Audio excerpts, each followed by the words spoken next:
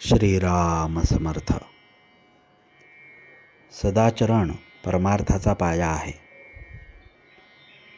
राम सहज हाती लागेल म्हणून जी काही साधने समर्थांनी सांगितली आहेत, त्यामध्ये चांगल्या ग्रंथांचे वाचन हेही एक आहे. परंतु कोणत्याही ग्रंथाचे अगर पोथीचे वाचन करताना केवळ काहीतरी वाचायचे म्हणून वाचन करू नये. अर्थ कळल्याशिवाय पोथी खरी वाचल्यासारखे नाही होणार. तसेच जितका त्याचा अर्थ कळला तितके तरी कृतीत आणण्याचा प्रयत्न करावा. आपण जे करीत नाही ते प्रथम करायला सुरुवात करावी. भाराभर वाचले आणि कृती केली नाही तर काय उपयोग? 4 मैलांचा रस्ता असला तर सबंध रस्ता एकदम दिसावा असे म्हटल्याने कसे होईल? 1 मैल रस्ता चालावा म्हणजे पुढचे दिसेल. जशी मजल मारावी तसे पुढचे दिसू लागेल. परमार्थाचेही असेच आहे. बापासारख्या मिशा मला याव्या म्हणून लहान मुलाने हट्ट धरला तर कसे होईल?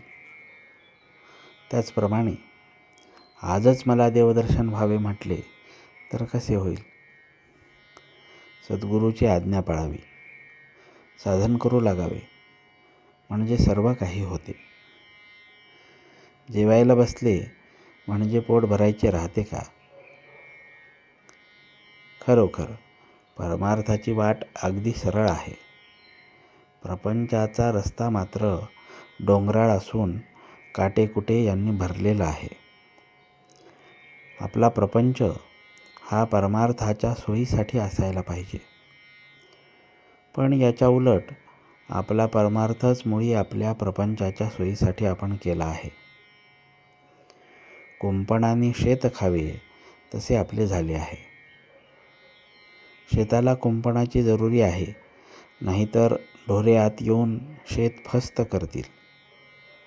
पण कुंपणच जर बेसुमार वाढली तर त्यामुळे शेताचे नुकसान होते हे जाणले पाहिजे. ज्याने व्यवहार तपासून केला त्याला परमार्थ साधलाच. परमार्थ हा साखरेसारखा आहे.